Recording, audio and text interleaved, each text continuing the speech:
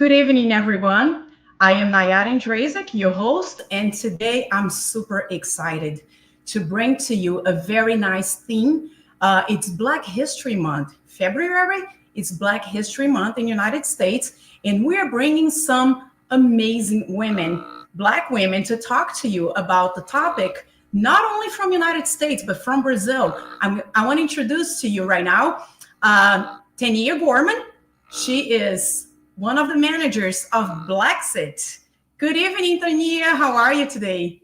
I'm doing well. How are you?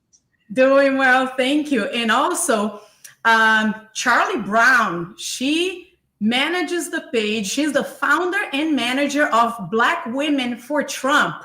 Good evening, Miss Brown. How are you? I'm very well, thank you. And how are you? Doing well, thank you. It's a pleasure having both of you today. And to help me to co-host with me, I'm bringing Renata DaSilva.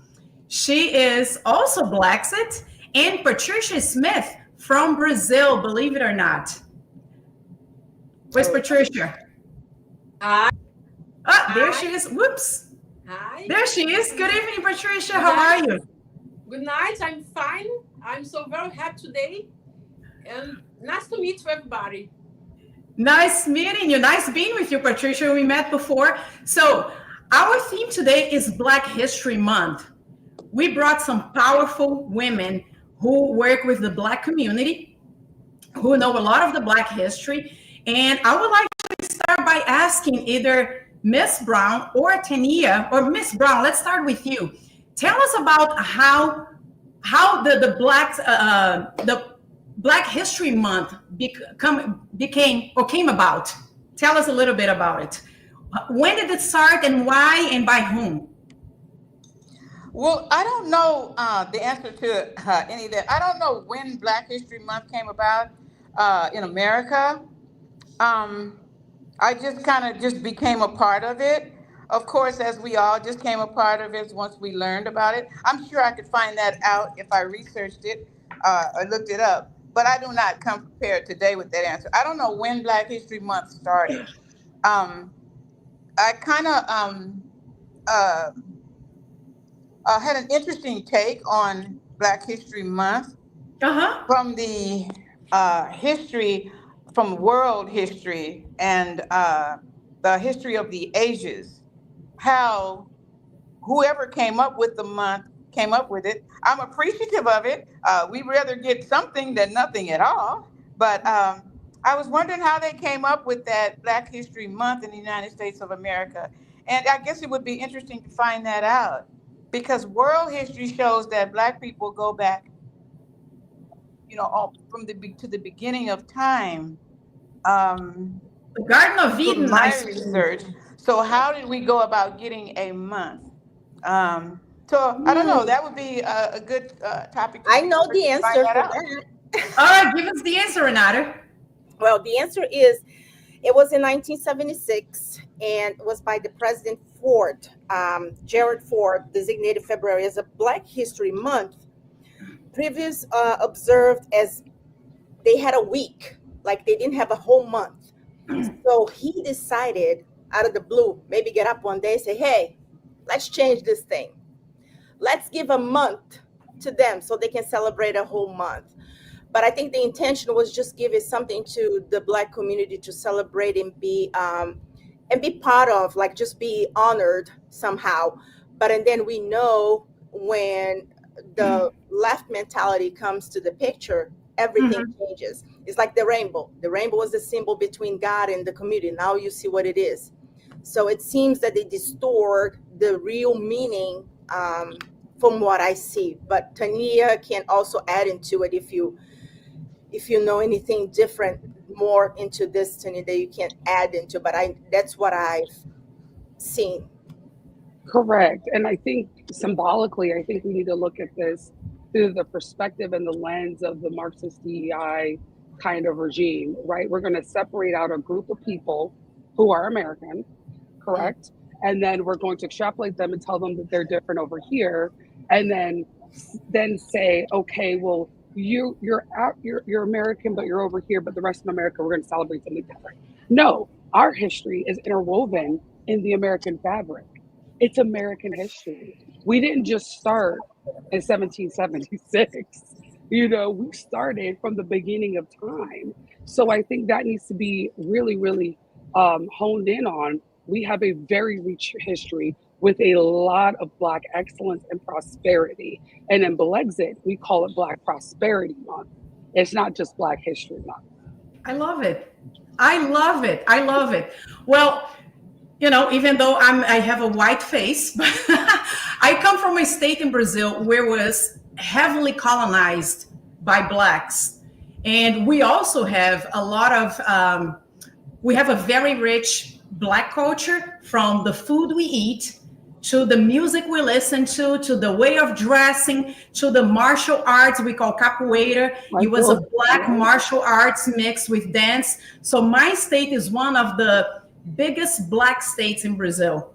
So I can totally relate with the history, the richness of the richness of the heritage. But today is February 20th, and today is the birthday of Frederick Douglass. He was a Black historian, right? He was a statesman. He was an activist, and he was heavily involved, very, very involved with the abolition. So happy birthday to Frederick Douglass. And I don't know if that was because, and we're going to go back to Renata in just a minute. Renata, not yet. Hold on. You're going to talk about Black History Month celebration and where you were today. And I wonder if today was picked because of the birthday of Frederick Douglass. So I'm going to give you a chance to talk a little more about that. So tell me, ladies, where are you? Where is home for you? Renata, where are you? Where do you reside? Well, I live in South Carolina. Okay. It's like my city is called Somerville, but currently right now I'm in Washington, D.C. that I came for an event, and tomorrow I'll be flying to Michigan. Nice. Tania, where is home for you? Home is in Zephyr Hills, Florida, where the water comes from, near the Tampa Bay region. I am so jealous, Tania. It is 25 degrees here in Philadelphia right now. It's freezing cold, so I'm very jealous. Miss Brown, where is home for you? Los Angeles, California. Oh my gosh, you're from the warm weather as well. And Patricia, where is home for you? I'm in Paraná, Curitiba. And today is very hot, very hot. Oh, I'm so jealous of you ladies, all of you, except you, Renata. You enjoy some cold as well. Miss Brown, tell us about who you are and what you do, and what is Black Women for Trump. Tell us a little bit about your thing. Well, I'm kind of like a businesswoman, a community activist for many years. I've been very much involved with my community, my culture, as well as other cultures and a global a sense of culture. In Los Angeles, it's a very rich history and accumulation of Black Americans that have come from all over the United States, particularly in the South. So Los Angeles is like a migration of Blacks from the South. So when during slavery time, or when now that was breaking up and people wanted to leave the South to go out for better opportunities and what have you, Los Angeles was one of the places that people from Texas, Louisiana, in particular, migrated to. So I myself is from Texas, born and raised in Texas, went to school in Texas, and then I came out to California looking for a better way of life and the Hollywood scene. So Wow. I really do have learned to, or grown to love the culture of the Black community in Los Angeles, in Southern California. There's a bit difference in North and Southern California, but there's a certain culture that I really have grown to love.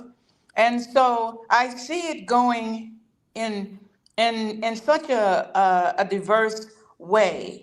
And because I kind of knew and grew up with Mr. Trump and a lot of the things he did over the years since he was very young, and I was very young, I knew some things about him that people did not know. And the impression that uh, those that be deliberately want Black people in particular to have of him is for their agenda. Okay, and as Renata was mentioning about the sister there who was trying to put Black people together for some particular cause, that's a very difficult thing to do with us. So why that is, I don't know, and I don't really care a lot. I want us to kind of focus on history for the knowledge of it and for the possibility of it and to see what we have accomplished, but not to harp on the history, to harp on the present time today. And what does that history help us to do today so that we can focus more on that and build a better future from that history. But talking and podcasting and information and knowledge and whatever has gone so far that we have lost the productivity and the accomplishment that we should have and continue to do as Black people, but as humanity, because of so much emotionalism and confusion and blame and racism and all these things. So I would like to see us as Black people to grow out of that. And there's nobody to blame. And there's no excuse or reason anymore for us not to do anything as any other culture that we set our minds and hearts to and desires to. Although we have a history that's painful, it's still not an excuse, and we should not continue to blame on that history, because the bottom line to all of that is that whoever we perceive God to be, he allowed all of this. He allowed the suffering, he allowed the pain, he allowed all of these evils, and it has to be for his divine purpose. So I would like for us to take advantage of this time and this acknowledgement of Black history to figure out what are we going to do from here, though, so that next year we can say Black accomplishments and have some other things to go with Black excellence and Black prosperity and something. What do we have to show? Okay. I That didn't is take the whole amazing. show to spotlight you guys. We could. This was great. I loved your answer. I love every single word of your answer. And that's where Blackset comes from. That's where Blackset comes in, actually. That's where Blackset comes in. Tania, tell us a little bit about the work of Blackset and what is your job at Blackset and how does Blackset complement what Miss Brown just Can I say one thing before you Go ahead, Absolutely. Miss Charlie. I forgot, and I Absolutely. rehearsed this, guys, and I forgot. I wanted to give such accolades, such praise, such appreciation, such gratitude, such thanks to Blexus. I really do admire the work that they do. I would not be here today because my people, because I have chosen to champion the cause of Mr. Trump and to work my fingers to the bones with my own money, my own everything. And I lost a lot of my people that would have helped me under any other circumstances. But Renata has stepped in and she has made up for a lot of that loss. And from day one that I met her and also the Blexus community, I've just been amazed, impressed, and most appreciative. Thank you. Thank you so much. Tania. Yes. So Blexit, everybody's like, what is Blexit? Blexit is the exit of victimhood into victorhood. That is the bottom line. We are free thinkers. We aren't just doing the status quo. We aren't listening to one political party or another. We are actually doing our research and stepping forward into a free thinking mentality. And so what we do as Blexiteers, we like to call ourselves, or grassroots warriors, we like to go into the community and actually have these conversations and provide resources to give a hand up versus a handout. But before all this even started, we have amazing founders, Candace Owens and Brandon Tatum, who without them and they, building this, we wouldn't be here. And then our senior director, the visionary, the one and only Pierre Wilson, who has stepped out on faith. Y'all, when I say faith, I'm talking about faith. Like, he's like, I see this. This is going to be a national This is going to be a brand. This is going to be everything. Stepped out on faith and made the first chapter in North Carolina. And from there, it took off and it spread. And we have 50 chapters around the nation that are working diligently, 278 city hubs.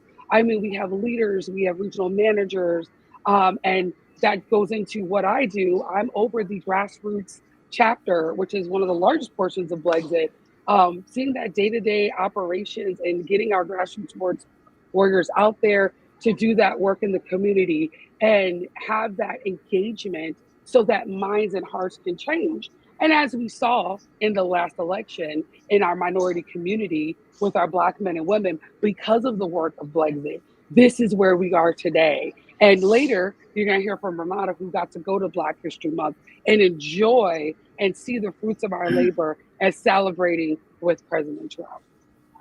Thank you so much. Patricia, would you like to address our guests? You're mute. You're mute. Mutada. And now? Perfect. Go ahead. Repeat, please. Repeat, please. Would you like to address our guests? Do you have any questions for them, for Tania, for Ms. Brown? Yes, I'd like to ask to Tania about the Blacks. Tania, do you think that Blacks will just stay in United States, or you think that it can expand another world, another country? Like another country and just like spread. I think Brexit will take the world by storm. I mean, we have no limits. We, like I said, this is, 2018, 2019, the first chapter gets created and now we're in all 50 states. Sky's the limit. We don't put limitations on what we can do. That's not how we think here. We think magnanimously, we think bold, and just like our founder Candace said, be unapologetically bold and courageous, right? Like, we can do all things through Christ that strengthen us. So our vision is to, of course, touch our current fellow minority Americans. We want the narrative change, and we saw that tide in this last election. We know we did the work to do that, and there's more work to be done. This is only the beginning, y'all. We still got work to do, and we know that here we're going to till this soil, we're going to plant these seeds, we're going to have a crop, and then we're going to go on and we're going to take this all the way to the top, and we're going to spread that message, because this message is a message of freedom. And freedom, people can be free, but their mind is in shackles. Have we not seen that throughout the last 4 to 5 years? You're just like, how are you living and breathing and thinking that way? That must be a horrible way to live, to think that somebody's after you of a particular skin color every day of your life. Was Jim Crow sad? Absolutely. Was the KKK sad and still is sad? Yes, but those people are sad. Why are you gonna give them your energy? Harness your energy for your good, so you can do and be the best you can be. And that's what the Brexit focus is. So yes, it could go anywhere. Oh, thanks so much. And I want to ask to Charli. May I? Everybody listen. Yep. Go ahead. Okay, Charli, you have power in your hands. Okay. I'd like to know who is your inspiration in the United States or another country? Inspiration. Yes. I could not give that to one person. Over the period of my life's journey to this point, I would have to give, of course, my ultimate, immediate, most important inspiration to God. However, my parents, I think, started me off, and they gave me my my inspiration. They gave me my confidence. They gave me my purpose somewhat, and they started me off on a good path, I think. And from that point, there were just different wonderful, brilliant men and women along the way. Many of them were Black men and women. Some of them were Asian men and women, Hispanic men and women, Indian men and women, white men and women, just men and women of character and integrity and accomplishment, and that I could learn from or take something from. So I don't think I could just give it to one person. And if we had the time, I could go through a list of them. But I am extremely grateful for today. I really see a golden opportunity for us that I have not seen and experienced in a long time in my sojourning and journey in America in particular, but also for the world of humanity as well. I see a great day for us and a great opportunity today. And I would like to take this month of Black History Month to be grateful, to be just in such gratitude, because it could always be worse.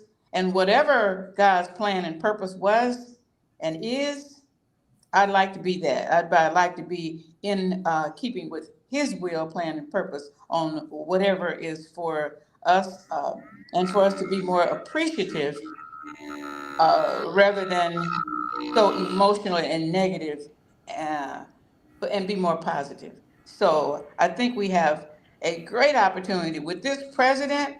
We have had the greatest opportunity that we have had in a long, long time. Um, so I look forward to wonderful, excellent days ahead for us all. Me too. Me too. I love when you said that your inspiration comes from men, women of all races and skin colors. I love that because that's how it should be, right? It's not, we're not judging people by the color of their skin, but we're judging by character. You use the keyword character. Thank you for that. Renata, I'm going to let you speak because I know you're itching. You are itching to tell us what happened. So Black History Month today is the birthday of, and Mrs. Brown, I want to go back to you just right after Renata, and I want to talk to you to start thinking how the Black history, Black accomplishment has evolved, how the Black community has evolved. But let me let Renata talk about her day. She had a very special day today, and it's also the birthday of Frederick Douglass. I wonder if the date, it was a coincidence or it was planned. But Renata, tell us about what happened today. You know, with Trump, nothing is a coincidence, right? Very strategic, I would say. You know, I think God gives him a vision, and he follows. And I think, like his, you know, everybody that is here are Christian. I don't know if you guys are hearing the sound in the background. I think I was hearing the sound in the background, but this might be my computer. I don't know. But going back, I believe everything happens for a reason. And like Tania said, Brexit, you know, when we start our journey, we saw the outcome of our journey, a lot of things that we saw in that room today, that we were in today for this celebration. Because our leader, you know, Pierre Wilson, he was able to get us. Okay. What room? Tell us where you were. Did you say? Oh, I didn't say, right? I'm keeping mysterious. So, y'all, I went to the White House today, and I don't take it lightly. I think it's not a right, it's a privilege. And I was so blessed and privileged. I think that to be there, especially as an immigrant, because I was there, I only saw, Black Americans. I saw some leaders from Haiti, from other countries, but I was the only Brazilian in that room. And I felt like especially the Brazilians, they need to get involved more in these things. But going back to the experience, you know, when Pierre Wilson, the director of Brexit, he's the one who was able to get us to this event. So we're so grateful for Brexit to have now a seat at the table. So this is huge, what happened to us to being able to attend this event, representing our organization in having the recognition from the president of our country of the hard work of years that we've been doing on the ground.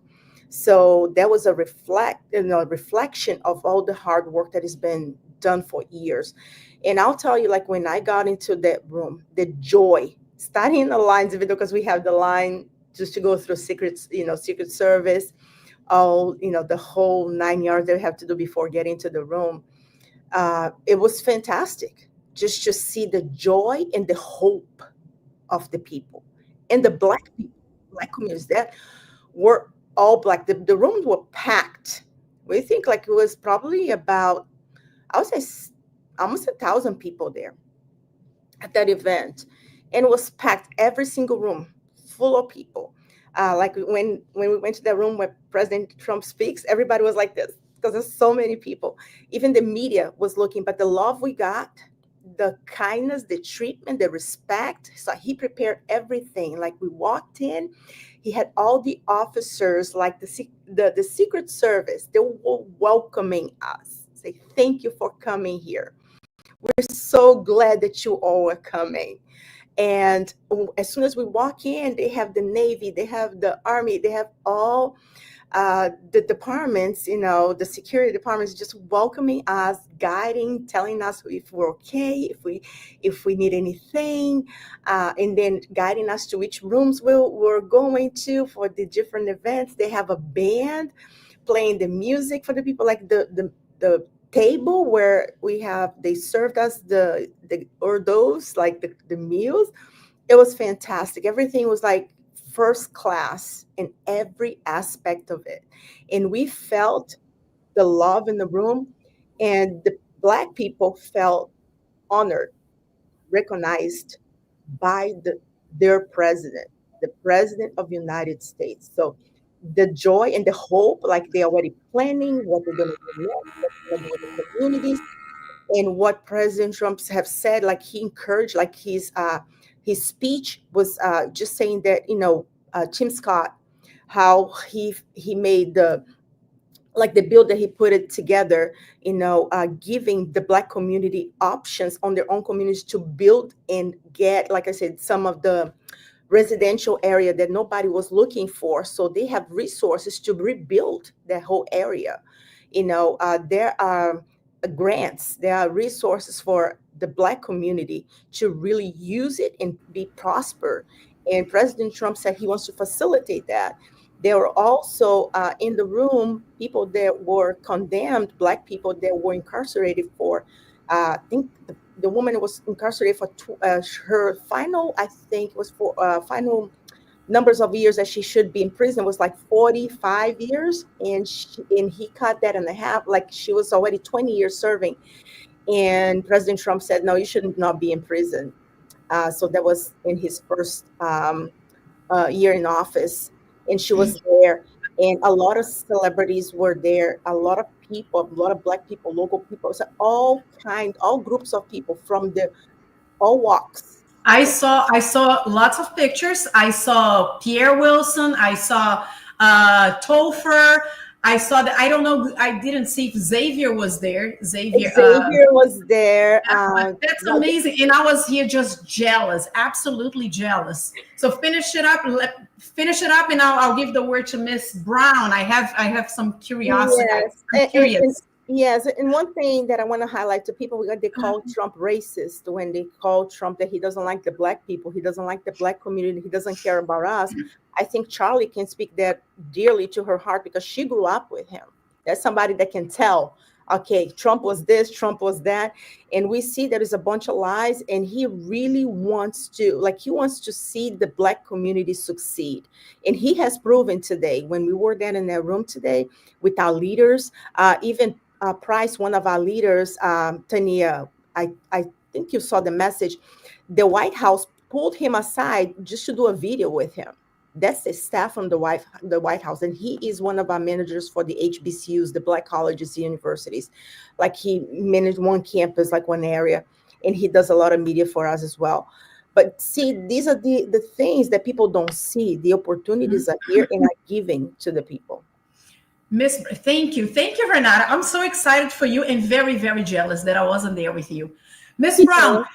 As Renata mentioned, you mentioned that you grew up, you know who Trump is, but you also mentioned that the accomplishments that the Black community has accomplished, that has conquered throughout history. Can you talk to us a little bit about that? A little bit about Trump, that you know who he is, and despite all the accusations of the media that he's racist, you are probably a witness that that is not true. And also tell us about Black history for Blacks, how that has evolved, and how far the Black community has come, not only in the United States, but as a whole, historically. Okay. The I'd like to address the last question first. Um, Go ahead. as far as Black people, Black history, and our accomplishments, they are kind of like par none. Excellent inventions, innovations. I mean, just name it. We have an extremely great history. In the evolution, we have evolved in two different directions. In one direction, in a good way, so to speak. In another direction, we have lost tremendously. And I think that is a true assessment for all of creation or all of humanity, but particularly in the history of Black people in America, um, because we find ourselves now, all of those values that we had in the past, all of those accomplishments, all of the great and wonderful things we did and we represented, we don't have those anymore. Too many of us don't. And there is no attention given to that. The attention is given to, well, you guys have arrived now and you can do this and you're in Hollywood and you're movie stars and you can integrate and you can do all these good things. What are some of the However, values that you're talking about? What I'm are some sorry. of the values? What are some of the values that you're talking about? Could you expand a little bit on that, please? Well, the value, the family values are what I'm talking about for the most part. Key points. Everything begins with family. It begins with your values, your morals, the what you are raised with, your environment that you came from, that you're born into, and those shape your values. And we had used to have the best of values as far as with family. But over time, we have lost that. And I can go into a big spiel of like, this was done deliberately, or who did this and who did that, and all the bad. I could go into that. I think that is understood by most on the planet what happened and some of the blame or some of the reason, but it is not an excuse because we have lost, but on the other hand, benefited greatly from our journey in America. We have learned so much, we could probably build a whole new America, a whole new civilization. Um, the whites and the blacks that they came over there and got, which was the blacks in America, we together built this great, fantastic superpower of a country. So that has to stand for something. And if we set aside a lot of the emotionalism and all of the the blame and all of that stuff, and if we tried in this paradigm shift, because things are changing, things are not the same, and they're changing daily, and we have to change with that change. We have to change our thinking. We have to change our perspective on things to be more inclusive rather than divisive. We have to include people, and those that don't want to be included, it's okay. They have that right. But we can't just separate everybody into skin color, into where you live over here, or those different things.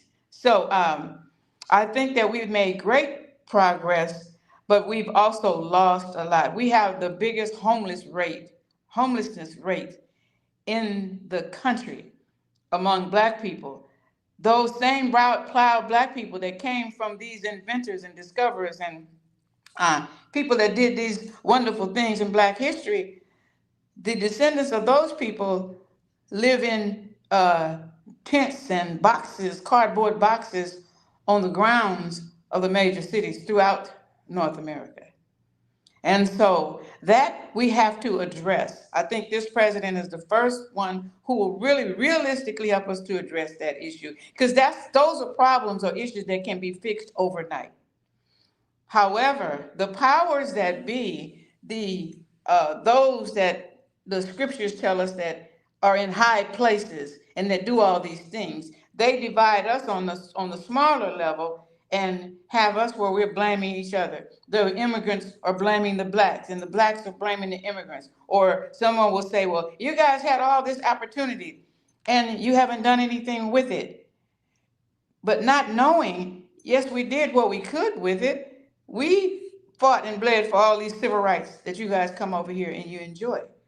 All of the accomplishment, we fought, bled, died, raped, and was lynched and hung for these things. And you can come over here and enjoy these things. But now, if we are a damaged people now, which that is what we need more than anything under the heavens and the earth, is if black people need repair.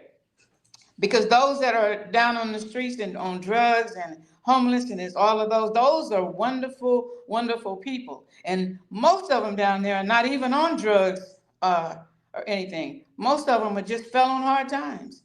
And they're wonderful people like any of us, any of those up in the White House. But who's going to address that problem? Because everybody is bought and sold under the Democratic regime. Politicians are bought off and they're paid off. So then that's who their boss becomes, and that's what they do. The interesting and the wonderful thing about this president is God has given us a president now that he has his own money, he can't be bought, and he's not a politician. He is a businessman. The business of America, if we really did business, it would solve the issues, the problems of blacks and everybody else if we approached it from a business standpoint. So Absolutely. on that part, we really need a That lot. was We good. lost a lot. This Black history is a facade from the real problem down on the streets that they're not going to put on your news channels. They're not going to tell you the truth about this. And then the nonprofit, the wonderful people, which Blexit stands out so much for, and I thank Candace Owens and Mr. Tatum, because they're not like your regular nonprofit people who take money, billions and millions of dollars from the government, and they don't help these people. They pad their pockets. And so that is being undone. Mr. Trump swore that he would drain the swamp, but there's a swamp down here on our level too, that needs to be drained. These are some terrible people down here on this, of black, white, Mexican, of all kind of different ones, and we have to drain that problem. We have to get rid of these drug dealers. We have to get rid of these things that are causing our community to go down, down, down, and then blaming it on whatever president gets in there. Instead of... Absolutely. Thank you. Patricia, do you have a comment to make about that, or you're mute? Oh my God. Charli. And I wonder, I know that you are have a lot of experience in your life, and I wonder, what's your worst experience? You have a lot of difficulty in your life? Yes, I would say my worst experience. See, there was a time when I could answer that right away for you, but sometimes there's something that's really bad. It turns out to not have been so bad later on when you can put it in perspective and when you see what you learned from that. So at a time, if you would have asked me that question, I could have said, yeah, this was bad and that was bad and they did this to me and this happened to me and I went to jail, I went to prison and they falsely accused me, and I could go on and on and on. However, today when you ask me that question, because I have evolved as a human being, I have reached my energy, I have refocused the energy. Everything is energy and what we put into it. I put energy into things that did not serve and suit me and then blame people. But as you grow and as you evolve, I have to answer that question to you and say, every experience that I had, every bad thing that happened to me, I appreciate it because it was God that brought me through that. And no matter what somebody else did, they could not do to me or anyone without his permission or approval to do that. We have a scripture that says that no evil formed against me will prosper. And that is really true, whether you know that or not. But once you live it, then you start to see it in a better light or in a different perspective. So recently, the worst thing that has happened to me is to see human beings, children, trafficked, aborted, and done in the way that they are done, and I can do nothing about it. And I have to work hard to rely on my faith and not look at those things and make them part of what I see every day, so that I could keep my perspective and my trust and my faith that God is aware of this. He knows this. But that does not let me off the hook from trying to, every waking hour and every breath I breathe, to try to help to cure those situations and that kind of suffering, especially on our children. I am in this totally, solely for the children, the college students, the high school students, the junior high, the elementary, the babies, the children. We have an obligation to leave them a better world than this one right here that we have created. Wow. That is an outstanding answer. And I'm in love with your answer. Go ahead. I'm sorry, Patricia. Go ahead. No. You may continue. No. Do you have anything else? I would like to make a comment, but it's going to take a little while. I would ask her, and wow, I want to cry. And I ask Tania the same questions. If she had a lot of difficulty in your life, and which is the worst difficult for her? You know, unfortunately, I'm the baby of 5, so the difficulties were all straightened out by the time my parents got to me. They're like, hey, here, and that, you know what? And that can be a difficulty, being spoiled. But I had to do some growing up, and that's how you learn those life lessons. And I think Charli makes a really good point. Like, you know, your worst day, now that you have some kind of semblance about life, it's like, that wasn't a worst day. That was my greatest teaching lesson. And that's going to make me be stronger. And those hard days are what you need to become the better you can be. You know, my parents immigrated from Jamaica in 1968. And my mom had to leave her 4 kids to come here, right? So she's like, we need to go to America. That's what we need to do. And so she leaves her 4 kids. She goes to the great New York City, right? Leaves my dad, leaves the kids, gets herself straightened out, brings my dad 4 kids, and immigrates to America and starts this whole new journey. And, you know, my dad, I remember one day I was going through some tough stuff, and he's like, what are you complaining about now? You try being in New York City, not knowing what snow is, and going sliding everywhere, bust your behind, having no money in your pockets, working 3 jobs just to keep your family afloat. And you're over here complaining, I think it was like a flat tire or something. It really, honestly, was not that big of a deal. But I look at my parents and their struggle. And so their goal was to have every one of their children educated. Their goal. I'm the one that's the American, first generation American. So with Brexit, I took it very seriously coming in that I wanted to change a narrative. Now I have a son, you know, I'm raising a male who's going to have a family of his own.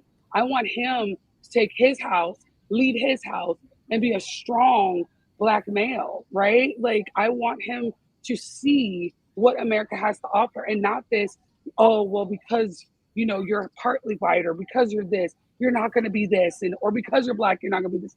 No, we have to evolve as a people, and we are overly emotional. We saw this with George Floyd. That's one of the reasons I joined Brexit, because I could not believe we were tearing our streets down over somebody that was not promoting, and I'm gonna leave it at that, was not promoting the lifestyle that we know we can live, and who was intentionally doing things out there. And then here we are in the situation, and the whole community is upheaval. And I said I had to find an organization that was going to help me do something better than what I was seeing the community do out there. That is incredible. Thank you. Wow, amazing answers. I'm like, wow, wow. I love it. I love what Miss Brown said about perspective. You just complimented that and talking about values. I worked in Philadelphia for a year, like inner city Philadelphia, and a lot of my customers were Black from the inner city. Every time, major Democratic voters, major. But because I worked at a gun store, politics always came about. Was always a theme. And as you start talking to people, you see that they have their values. Like Miss Brown spoke earlier, like conservative values. And then they'll say, no, I'm pro-family. I'm pro, father and figure in the household. I am pro godly, God back in the public school system, in the schools. And they would be talking, no, I'm pro small government. The government's out of control. And as you're talking to them, you see that their values are conservative. It's like, okay, so you're not a Democrat. You are a Republican. You need to vote differently, because everything that you told me, you're pro-life, you're pro-God, you're pro-family, you're pro-small government. Everything is, those are values of the Republican Party. So why are you voting Democrat, which is completely opposite of what you just told me? So that's interesting to see. Thank you for your answer, ladies. Renata, maybe you have something to compliment about, say something about the work of Blacks. Thank you, Tania. That was outstanding. I was about to ask you what brought you to Blacks, but you already gave a huge introduction. If you want to talk more about that, I'm curious to know what you guys are doing. Ms. Brown mentioned that the values have changed society. That's the negative side, which has also been a major learning lesson. But a lot of the values today in the Black community, and you see this in the music industry, it's Blacks show, they're gangsters, they're drug dealers, the crime, and they love to flash that. They love to just show off. Can you talk a little bit about that and how Blacksit is, what are the values of Blacksit and how that, it's completely opposite of what society is trying to sell. And Ms. Brown mentioned that it was kind of on purpose that they tried to switch values and, elevate the crime, the drugs, the gangs, the guns in the Black community. Renata and Tania can just pick back and keep going. Tania also can talk I think we can go back and forth, right, Tania, with this, because that's our groove. I would love Tania also, one thing I want Tania to share with you, it's how she joined Blacksit, how she came about, because it's so powerful. Her testimony is so powerful, because I think it would help you understand the impact that Blacksit really have in lives. Because people, just like a lot of people, they go to events, but they go in and out. They don't remember anything that they heard or what they saw or what happened to them. It's impossible for you to attend one of our events and not be touched. And I think that's, for me, that was the big key of loving this organization, because I felt it was real. I felt that was people are genuine, like everything that we're doing, there was not a hidden agenda. It's just like we care about this nation. We care about the Black community. We care about our communities. Like BLM, we always used to say BLM destroys, Blacksit builds. That's the best way that I can put it. Like you have BLM and you have Blacksit. That's it. And it's your choice. You want one that destroys everything and that treats people like victims all the time and creates government dependency and creates animosity between men and justice system and bring Marxism, everything that that is not functional, is dysfunctional. Then you have Blacksit that comes in, the exit, because everything, even in the scriptures, it says what? The helmet of salvation, right? So everything comes in the mind. So the moment that you understand that you're no longer a victim, who are you? You are a victor. And we, with that victor, oh, look at that, the blacks, oh, look at you. That's what you see. You went to MFest. That's what you got, like BLC conference. You came back, and I remember, Nayara, when you first spoke with me, like you said, I'm in awe with Blexit, and that's in it's we hear all the time. Everyone that comes to our events, because like I said, and Tania can speak to that as well. It's not a it's so genuine. It's so hard to describe because I think it just like was a God thing. It's a God thing because it, like Pierre, like I said, I used to say Blexit was just a name and Pierre brought to life because he created chapters, which Tania, it's her gift. She flies with those chapters. And it's a lot of work. Imagine you, like she oversees the chat, all the chapters in the whole nation, okay, all the 50 states, and she oversees the managers and she oversees everything that goes into the groups. Like she knows, like you ask her any reports, anything that's going on, Tania said, oh, let me pull this, let me pull that. Like it's her passion. And I think that's what Blexit does. Blexit, what we do, because like I said, we can teach people any job, any, like you can teach people to do things, but you can't teach them passion. You can't teach them to love or to understand or to be part of something. And that's the difference with Lexi. Like you feel it, is the energy. Like we don't have time to think negatively about anything. We're so hopeful. We just see changes. And everything that we implemented in each department of Blexit was so strategic that works. It functions like a well-oiled machine. In one, it's so incredible how I always see Blexit as Pierre's mind, right, Tania? Because how everything combines. Like you look at Blexit, what is the structure, right? You have this staff. Our staff is like Israel, it's strong. It's small, but we're strong, right? Like we're only five people to So manage a whole organization. Okay. that is And we incredible. have everybody else, about 400, right, Tanya? Like we talked city coordinators, they are volunteers. So we overseeing all that. So we have regionals, we have state directors, we have city coordinators, and each one of them are working with their passion based on our pillars, based on what we have developed, and it works so well because I think the end of the day we see that like it's not what you speak, it's what you bring to the table. We Mhm. deliver the results. Everything the Blexit that I've seen, we come up with. Like remember Tanya when Pierre had an idea about HBCUs, he just had that, and everybody said, "Oh, it's impossible." And that's another thing about Blexit. Everything that you tell us we can't do, I said we always look. Okay, sit. Okay, watch. You're gonna see what's gonna happen. So that's one thing that impressed me about Blackset. When I got there and I saw the passion, first of all, right, the commitment of the people involved, it's like, this is incredible. And not only that, I noticed the value, what Miss Brown spoke about a few minutes ago, value. So I just watched all the speakers, I was listening to them. I said, this is incredible. And one thing that I noticed is that God and values, right? They are at the forefront of Blacksit. So there is no societal transformation without values, without godly values, right? Because the values that we hold, the values that build, they come from God.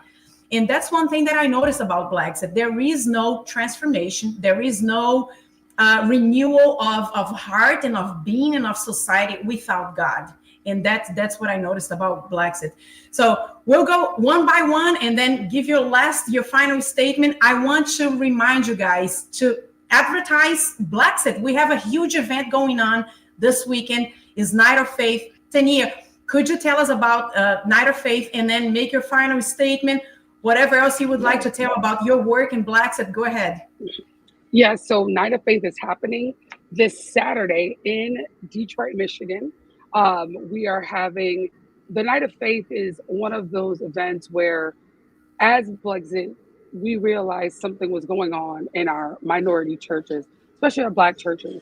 There was this co-opting from the left of their ideologies, and we were like, this is totally wrong. If we look at the civil rights movement, we saw that the church was the backbone and the strength. And now we were very weakened because COVID came in and told us, we could not meet each other. We could not stand around each other. And the church broke down and wasn't functioning.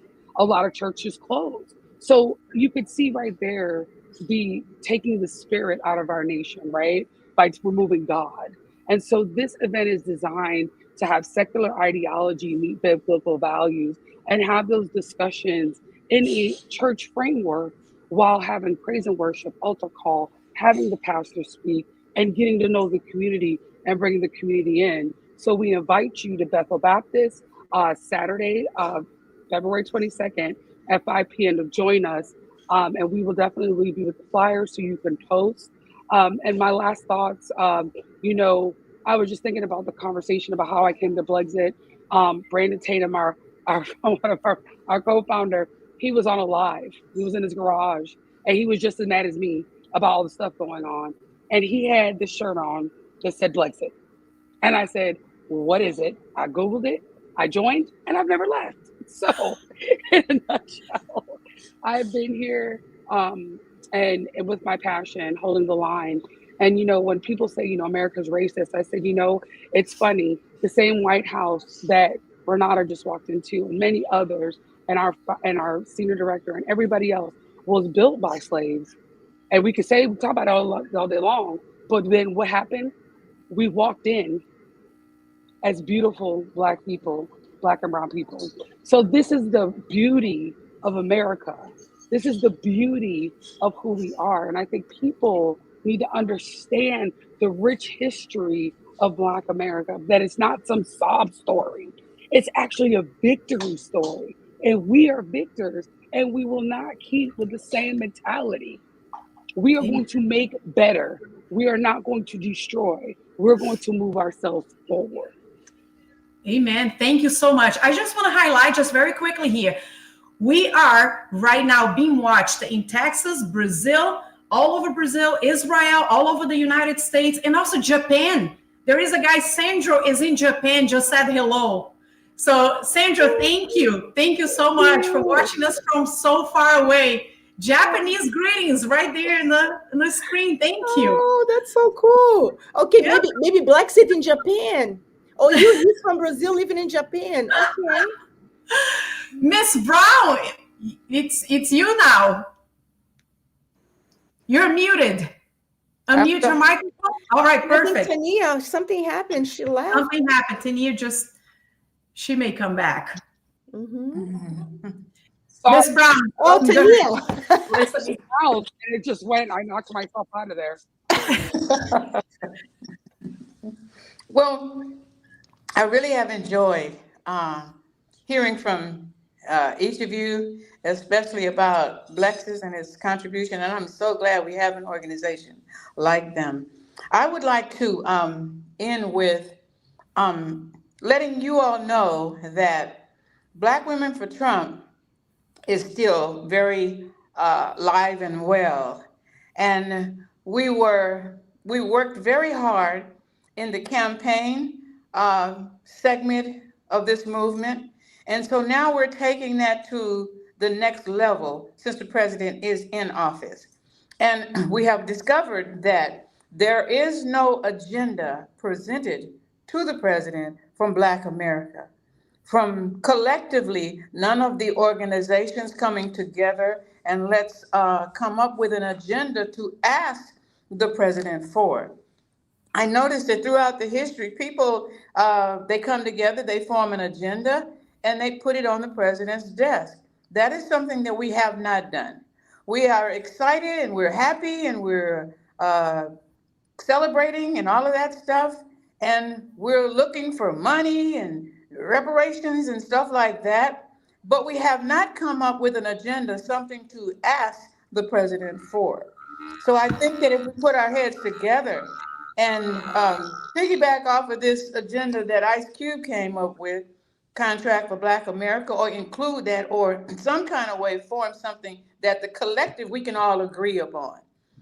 That would be a difficult task, maybe, and maybe not. Depends on how we approach that. But I wanted to do a call to action for us different groups across the diaspora Black people for an agenda for us, but you don't have to be Black to support that agenda.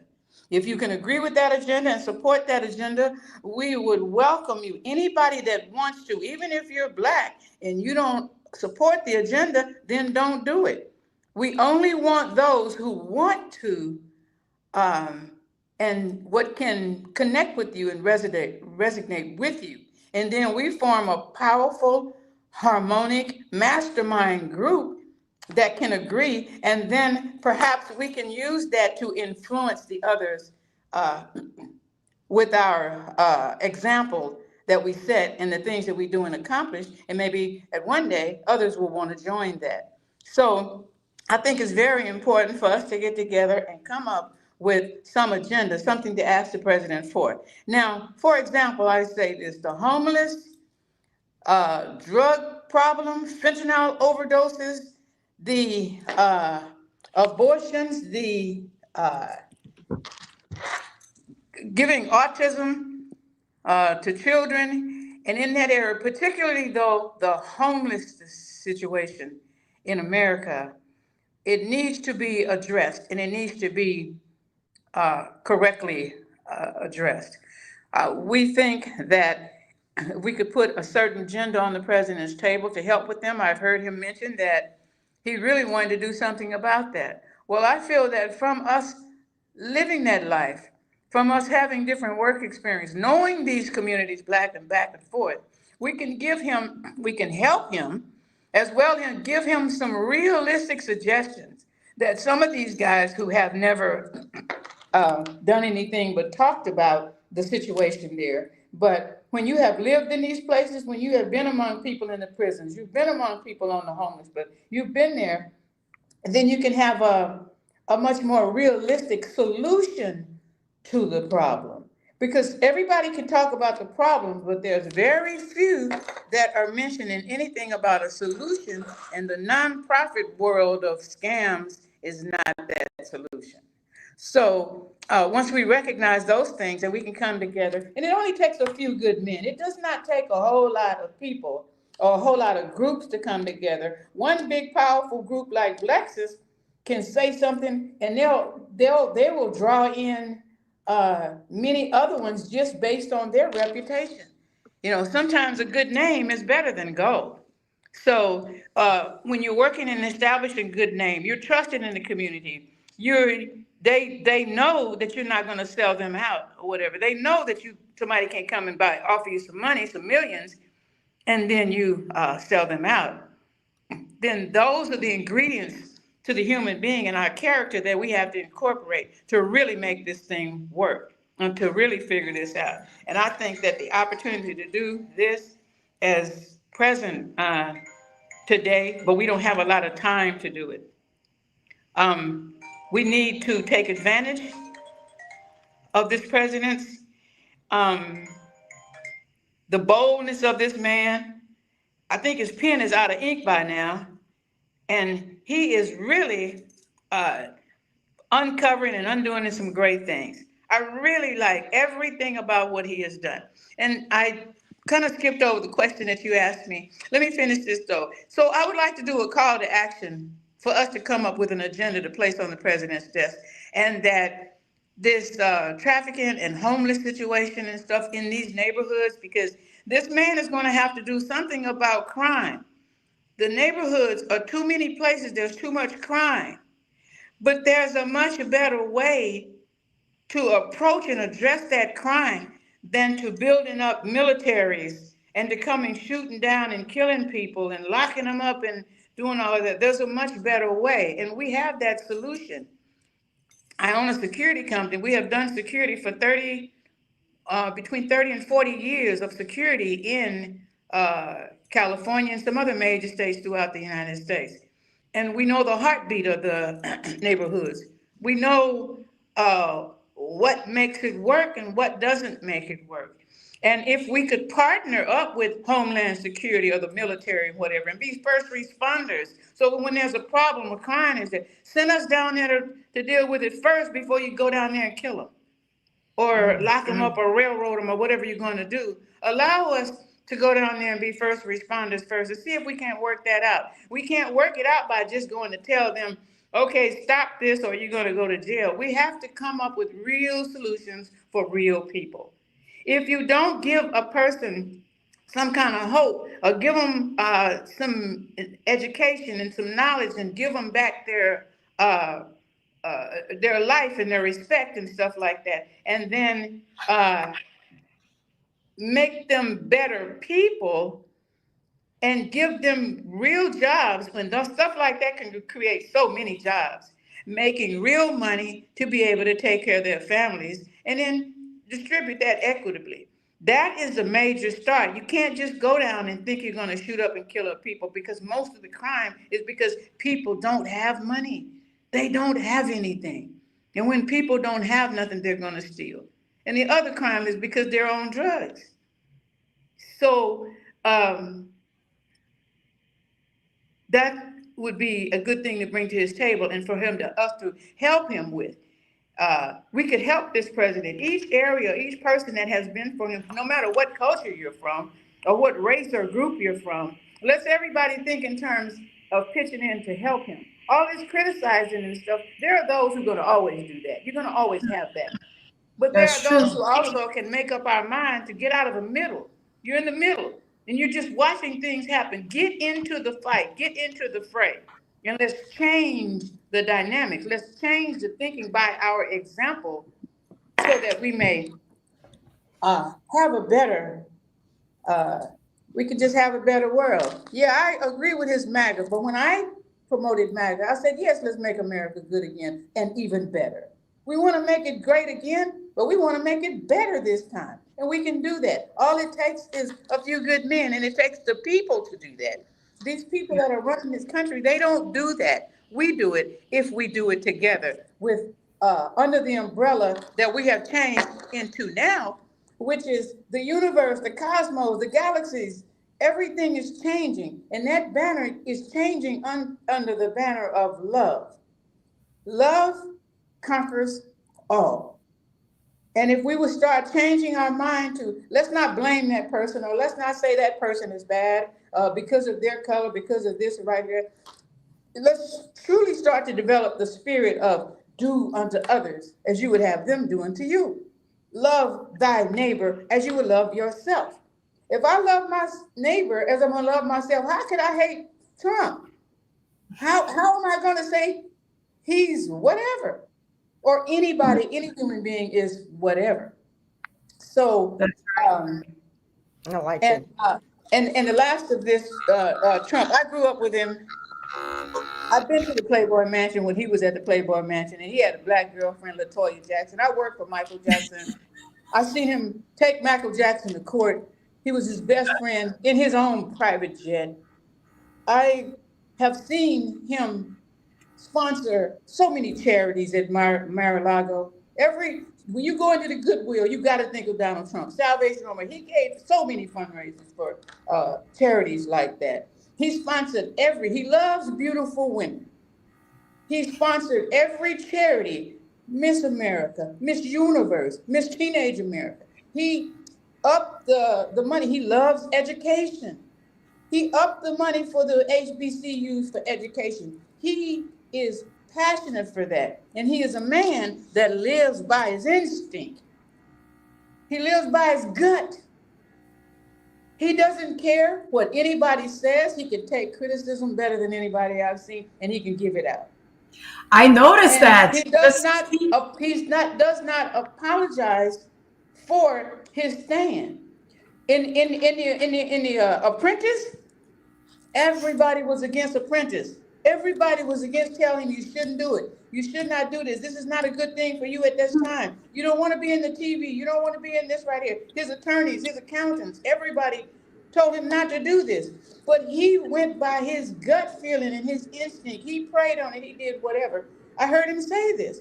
And he has a book that you can read and you can find that out. He has a series of tapes called Don't Quit. And you can find out the character and integrity the man had from a young guy. But he was always controversial because he was different. What you just But said is attested by what he went through this past year, so a couple of years in the court system, and how he was attacked, how he was prosecuted, how he was almost, killed, and he overcame all that, and now he's sitting at the White House again. This is unbelievable. It's incredible to hear this. But that says And something about us too, the people. We put him there. We agree with him. absolutely. More people agrees with him than that do not. And we're going to win them over. Yep. I was a lifetime member of the New Frontier Democratic Club. I campaigned for Kamala Harris on 2 times. I ran campaign offices there in California. I put them there. The Democrats, I have been with them my whole life. But I have also seen that they are not good. I've seen it from the inside. I don't need somebody to tell me. I witnessed things with my own eyes. And everybody is bought and paid for.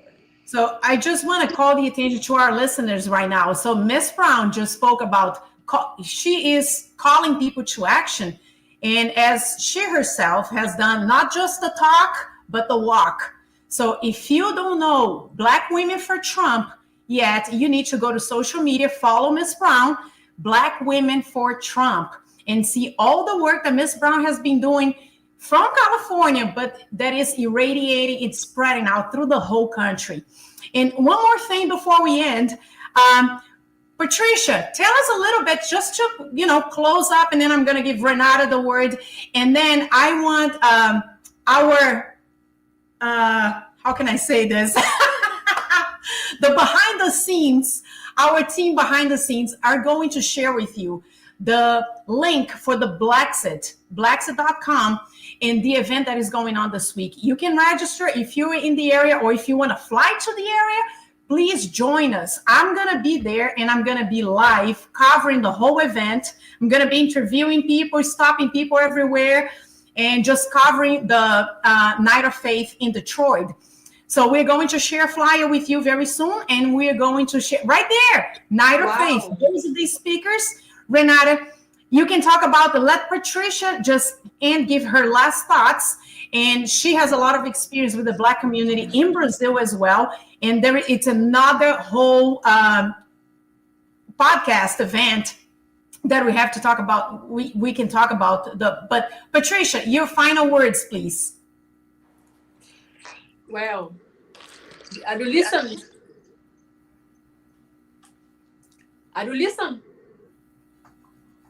Yes. Yep. Go ahead. Okay. You're good. Well, I believe that dreams are hard to follow, but I believe that that dreams, well, a lot of words to say. I believe that miracles and dreams come true. And I know that God take the Tania hands. God took the Renata hands, Nayara hands, my hands, and Charli hands, and say, okay, I will make something together. And I know that from now on, Jesus is look us to make something new. I know that. And I feel that God he's a playing to us. I don't know. And I know that I've been praying a long time ago. And I'm so very happy to listen the history from the wonderful women. And I hope one day I may watch the Blacks, and I don't know where I may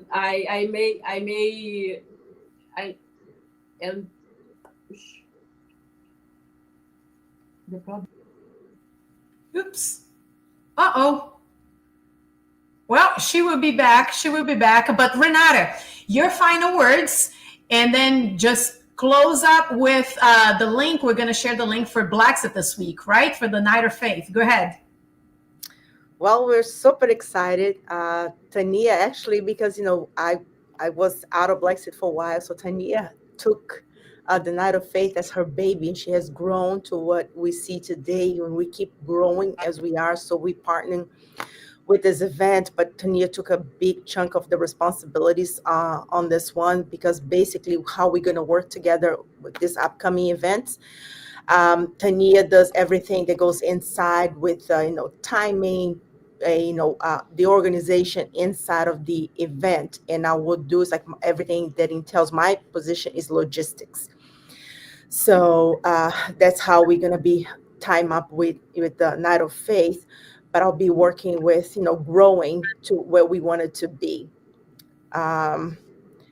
So Night of Faith, we have fantastic speakers. It's going to be this coming Saturday. It's going to be in Michigan at the Bethel Baptist Church, starting at 5 p.m., ending at 7 p.m. If you are in the area, if you're from the area, if you're Brazilians, if you want to attend to, it's a free event. You don't have to pay for it. But we're going to have a fantastic lineup of speakers. We're going to have a panel, and we're going to have dinner afterwards. It's going to be amazing, great food, great fellowship, and also God's message. That's the most important. It's just that it's been touching lives. Night of Faith has been really touching lives throughout the country. We're going to have another event too coming up in April, and we have 2 more Night of Faith. And besides everything else that Blexit does, that are great events. And we're very grateful for BTN for giving us the opportunity, this platform, to announce this event, to partner with us, to be one of our sponsors of Blexit. So we're very grateful for BTN, for Alex Rodrigo that is here, Dr. Rodrigo is here with us, you, Nayara, that has been like a powerhouse. And I can't wait to see the next. Like Charlie said, I always think too, when she was mentioned, I said, everybody has an assignment. We cannot be doing the same thing. So God calls everybody. Like I know I was sharing with Charlie this week, I said, my passion, like I found my calling. Like Tania can say that you like director. Like Tania is very humble about herself, but she's a direct order for the government. And she does Blexit. Okay, this woman is a powerhouse. It's because you do by your passion, and we cannot fix everybody's problems, but you can be function in your passion. So like I said, I found my purpose, which my purpose is like I found it inside of Blexit, because all the areas that we see people in organizations talking about, believe it or not, is all the areas that Blexit is touching. And we are doing the work. And then there are other areas I think that is lacking, and people, God will give that assignments also for those that you can go, like Pierre said. Pierre saw Blexit just in events. He built the grassroots, and he put everything in line. And also other organizations, they have so many things that they need to put in line. And it comes to that, like, what is your passion? And through your passion, your calling, that is going to launch. Like the analogy in the Bible, there is a body, and they're parts of the body, right? We're all different parts of a body. We all act in our passion, doing the work, and then God unite us all, 5 of us, and many, many, many more united in the same cause. Ladies, thank you so much. This is amazing. I could sit here and talk for weeks. Miss Brown, thank you for your time.